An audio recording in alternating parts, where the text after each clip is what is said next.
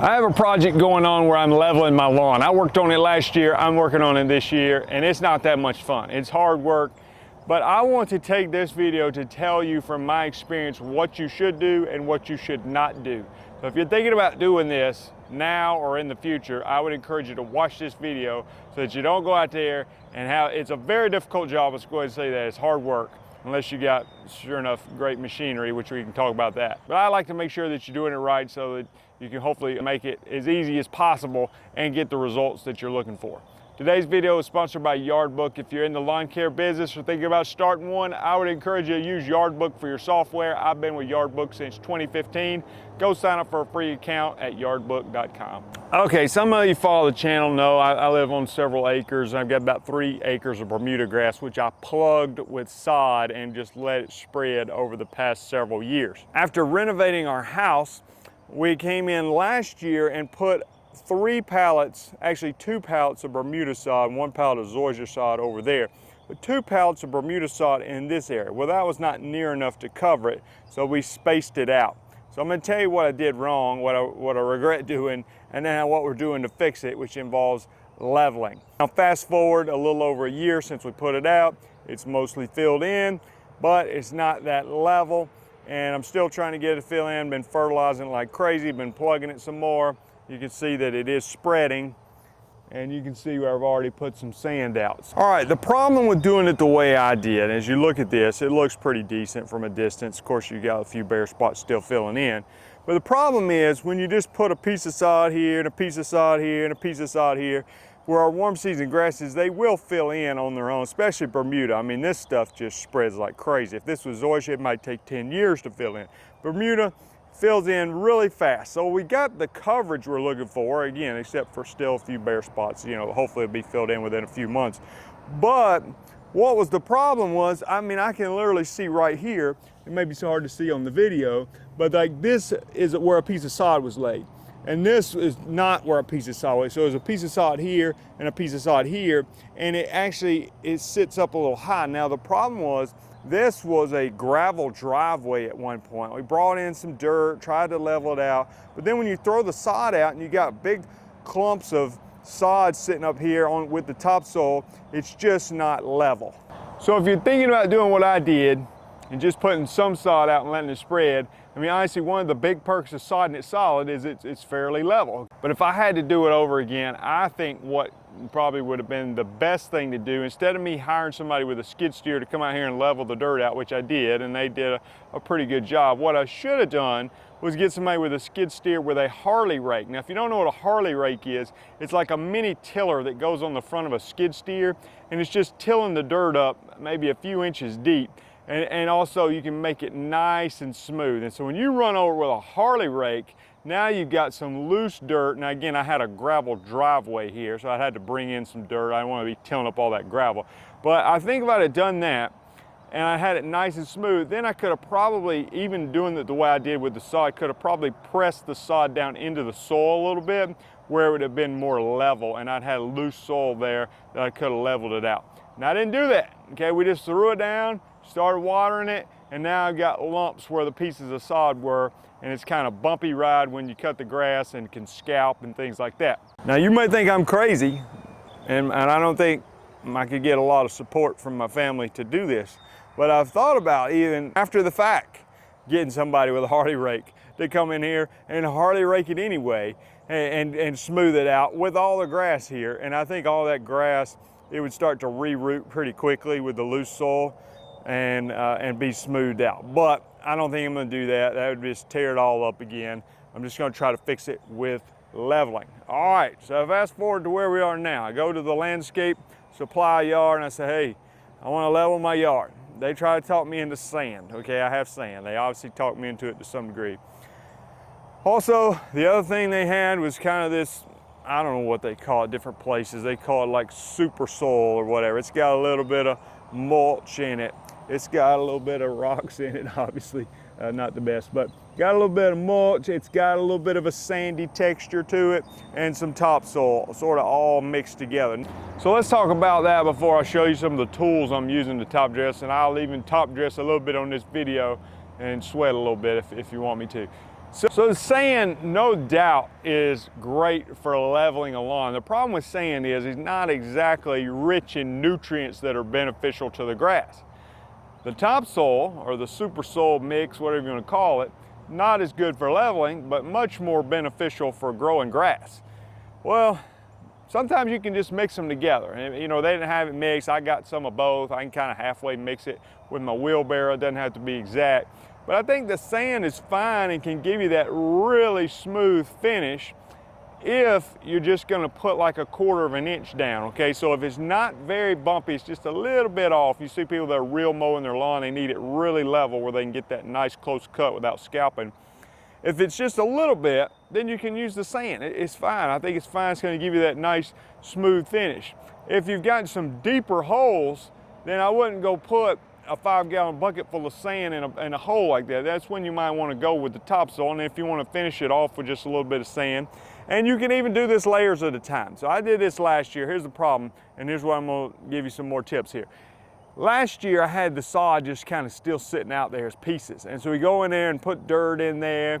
Well, the problem is when it rains really hard in the summer, a lot of that washed away. And I watched a lot of my hard work wash over there in the driveway, which was not encouraging to me at all. So I would encourage you when you're top dressing, it's better in this situation this year. The reason it's going better is I now have established grass for the most part. And I want to put it in there in the grass. I want to do this during the growing season. So it's in the summer, my grass is growing like crazy. I fertilize it like crazy. So I want to put it there and allow it to start rooting in that grass quickly before some monsoon comes through here and washes it all down the driveway again. I get a lot of water through this area of my yard. So now that I've got some grass to hold it in place, I think we'll be better off. So again, I'm going to use some sand in some places. I'm going to use some topsoil in some places. I might mix it together in some places. But let's talk about the equipment you can use to level your lawn. A couple things I've got here, shovels, obviously. Going to throw that in there. Now, if you can get the dump truck driver who brought the sand to you to kind of drive through the yard and tailgate spread it, that'll make your life a lot easier. It's not perfect, but he did that a little bit, I believe, but then when he gets to the end, he just dumps it right here, which is fine. I got a wheelbarrow. If you haven't used your wheelbarrow in about 2 years, go put some air in the tire. It will help. All right, these are a couple products by a company called Landsea. I'll put a link in the description. This rolling cage thing does exactly what it's designed to do. You put the sand in there, or the topsoil, or whatever you put in there, compost, put it in there, and then you roll it, and it's kind of throwing it out as you roll it, and does a great job at that. The only downside of that is, to me, is like I've got to take time to put the dirt in there, or the sand, and then you roll it and it kind of empties it really fast, you know. So I have used it and I can demonstrate that, but I really like this Landsea. This is the Rhino leveling rake, and I like it better as far as tools go for this job. So once I throw the sand down, sometimes that's just me grabbing it with a shovel and slinging it. Sometimes it's me putting it in a wheelbarrow and taking it closer to the location and then slinging it. But then I can take this rake, which is wider, and then it glides over the yard pretty well and does a good job of leveling it out. So I can demonstrate that as well. So this thing's been great. This thing is good, but sometimes I find it easier just to put it in a wheelbarrow and move it where I need to go, as opposed to filling this up and then, you know, dumping it out that way. Now, I've been asked before, hey Jason, won't your fertilizer spreader do this? No, I don't think it's designed for that. I'm not putting sand all in that thing. I think it would be a big mistake. But there is a tool out there, and it's not cheap. It might be $7,000 or $8,000, but it's called the ecolawn 250, I believe. And just so happens I went to one of my customers' house the other day, and in his driveway was the ecolawn 250, looked practically brand new. And I might be one of the few people that would have recognized. I said, is that the ecolawn 250? And yeah, he bought the thing and just top dressing his yard. He got a huge yard. And I was like, man, I love that thing. And so it's basically a big bin that you put the material in, and it will spread sand and mulch and all kinds of stuff. You walk behind it, it's got a motor and everything, and it will put it out in a hurry. So that would be awesome. And I do believe from a business standpoint that there is a market for that. I don't know if it's something I want to get into. You might could even rent the machine or whatever, but I do think there's people wanting to top dress their lawn, and it's hard to find the ecolawn 250 to rent sometimes. So at least a rental place, I think they could rent those things out from time to time. But I don't necessarily want to buy one just to do my own yard with. All right, enough talking. Let me get to work and let me kind of show you how these tools work, and we'll see if we can learn something from that. All right, let me demonstrate this thing here. It's got a little opening door on the side that just has a couple of latches I flip down. By doing that, I can open it. I'll show you, it works great. So I'm gonna put sand in it here.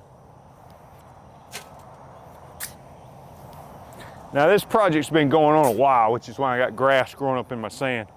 It's kind of something I need to spend a little bit more time on getting done, because I have figured out this sand is not going to move itself.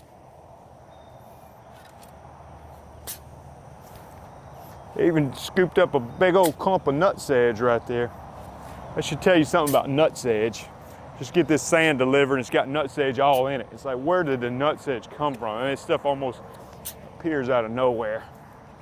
All right, so let's just go with that.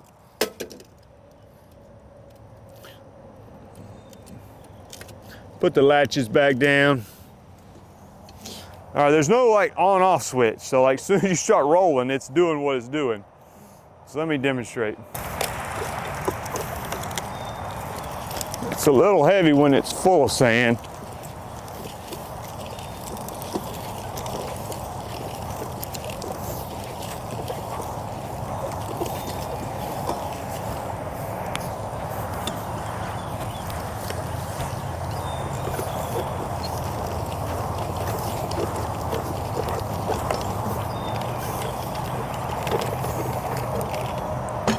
So you see how that works. If you had a small yard, filling that thing up and just rolling over your yard, it would do a pretty good job of putting sand out in a spot. Now, in my situation, I've got a really big yard or too big of an area. I mean, I could keep doing it if I wanted to, but even then I might take the rake and kind of smooth it out just a little bit. It'll smooth out a little on its own.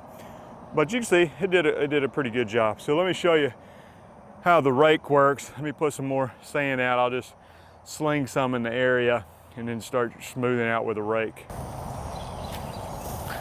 Sometimes I just grab it and start throwing.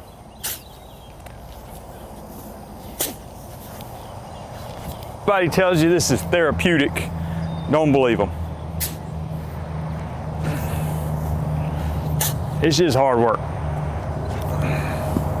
All right, so I've got some spread out here. Now I can do a lot more, you know, and just come back later and do the leveling. But for video purposes, let me break out the rake and show you how it works. Okay, so this thing glides over the grass pretty easy, which I like. And you just kind of smoothing it out, and it's working the sand down into the grass.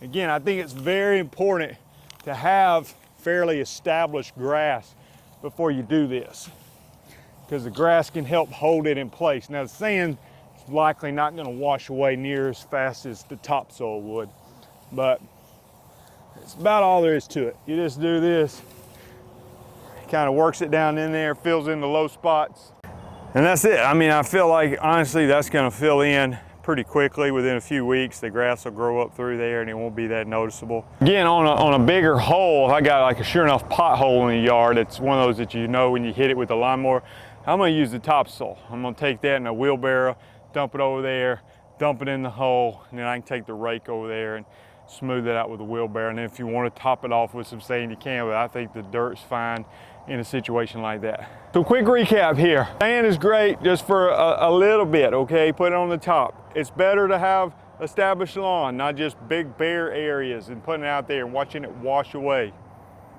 Leveling it out at the beginning would probably been a smart idea with the old Harley rake on a skid steer. If you want to do it after the fact, the ecolawn 250 is great, but they're hard to find to rent sometimes, and they're a little bit on the expensive side to buy. Rolling cage thing is great. It takes a little time to fill it up, but you saw how it worked. The rake is great. It's just hard work, okay?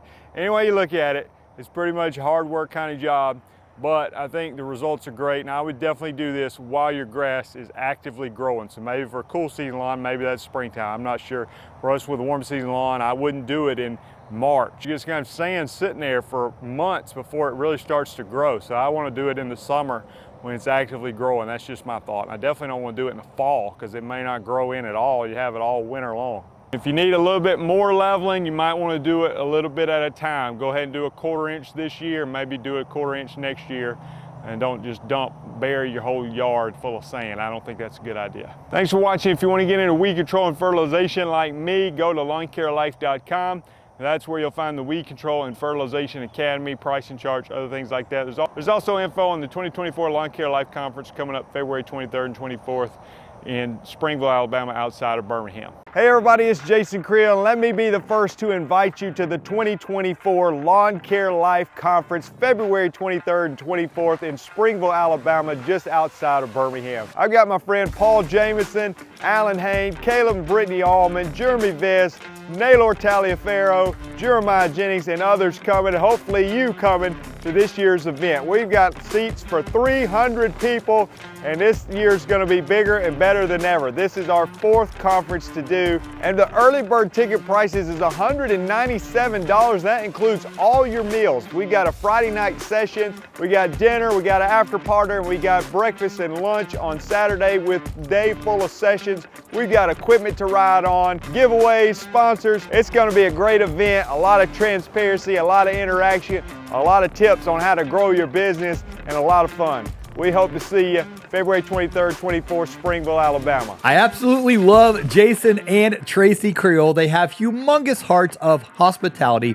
They host a wonderful event. I attended it back in 2020, and I'm really looking forward to returning to Sweet Home, Alabama for the 2024 Lawn Care Life Conference. Hey guys, I can't wait to see you at Jason's event this February. There's going to be a lot of speakers giving as much value as they can, such as myself, as well as a lot of great networking opportunities. Hope to see you there soon. Hey y'all, I'm Alan Hain, the Lawn Care Nut. Happy to let you know that I will be attending the Lawn Care Life Conference in 2024, February 23rd and 24th of 2024. This is Jason Creel's conference. This is the 4th year. I've been there every year. I'll be a keynote speaker this year, gonna bring you some fire. I'd say there's no better place that you can go to get the tools you need to be successful. Like-minded people, good networking. I've learned a lot about growing my business more than anything here. I tell you what, this place could not be any better. We got a lot of great information, a lot of great speakers.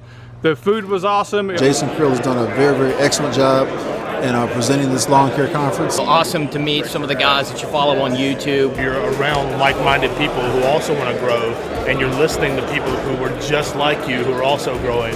Definitely be coming back next year.